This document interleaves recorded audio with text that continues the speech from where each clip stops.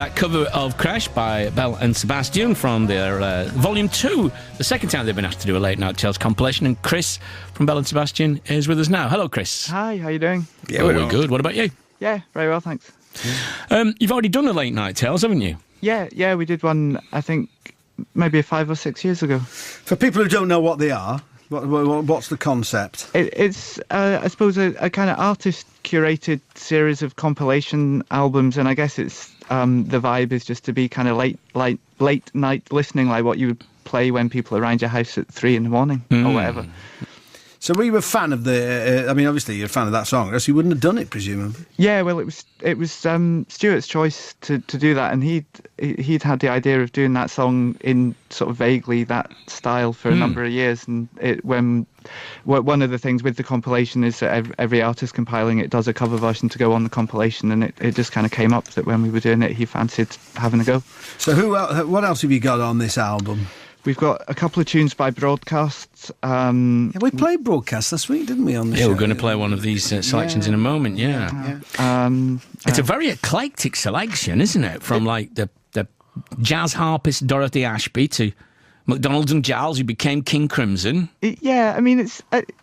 I suppose, I mean, part of it is because there's obviously, different people in the band and different people have chosen stuff. And then I suppose a lot of it is just that we like a lot of different music. And I mean, I suppose I got to choose quite a lot of the things on it. And I like a lot of different stuff, but I wasn't kind of box ticking. I was just thinking, right, I like that song and I like that song and I like that song. Would you play any of these in kind of DJ sets? Yeah, some of them. I mean, depending on the situation. I mean, not necessarily a kind of dance floor thing, but a bar DJing gig, or a kind of afternoon at a festival or something. Then the Mulatu tune, that goes down quite well, I think, when you play it out. And the Dorothy Ashby, I mean, I think that's a great sounding record. And the McDonald and Giles, I mean, even though you describe it to people and it's, say it's a kind of jazzy prog rock thing, they might go, oh, that sounds horrible, but it does actually have, a kind of groove to it. Yeah. And the pop group are in there. Yeah, that was another Stuart's choices, actually. Yeah.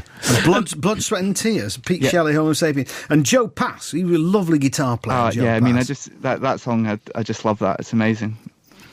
There's also on it, it concludes, and I think this is a kind of tradition of the Late Night Tales compilation, concludes with the spoken word thing, doesn't it? Yeah, that's right. I think they have stories kind of broken up into chapters that run over consecutive volumes of the compilation. So we've got like part 3 of a story by Paul Morley on this one. Because I'm looking back over some of the other collections. Matt Helders from the Arctic Monkeys did one, and he put a spoken word piece by Alex Turner on there. Right. Yeah.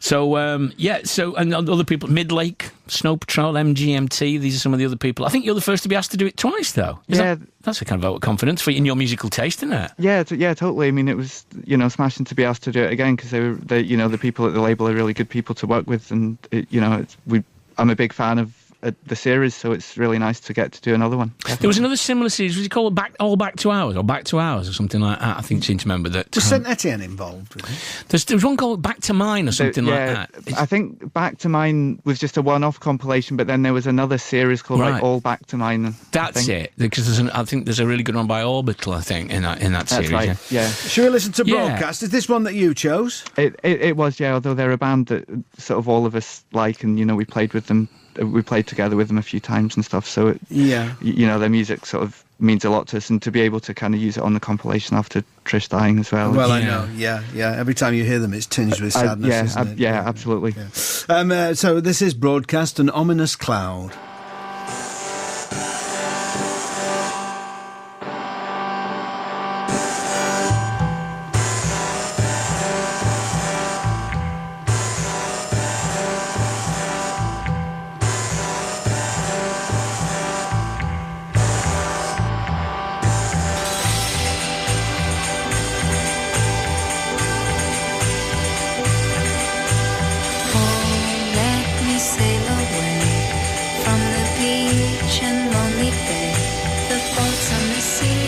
Blissfully free, they will come to no harm, 'cause the waves are so calm.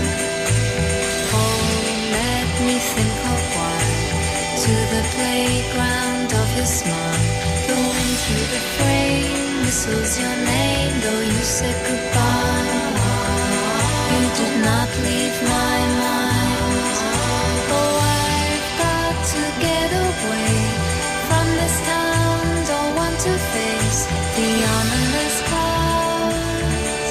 Oh, not now, not now, not now. I've got to find a place, be myself, and learn to face the ominous clouds. But not now, not now, not now. I'm gonna sail away. Want to look back on the day and hide with my hand what's left of the land, though I leave it behind. It will not leave my mind.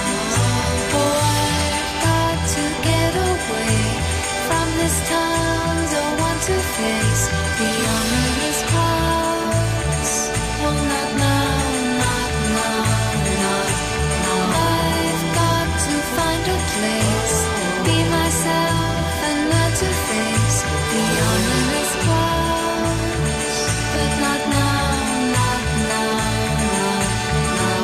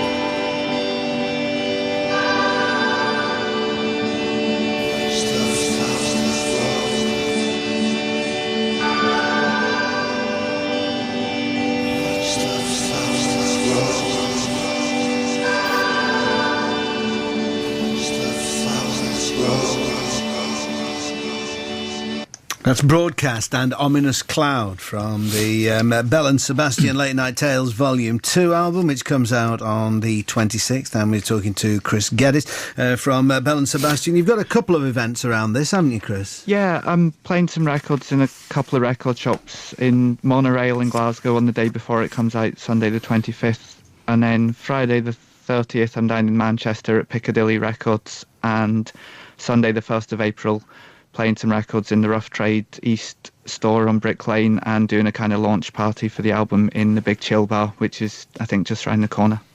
And what's happening with Belle and Sebastian generally? We've sort of scattered a little bit lately. People are doing different stuff. Stuart's still working on the God Help the Girl movie. Yeah. Stevie had a solo record, came out last year, and did some shows with that, and he's sort of always doing bits of music with different people.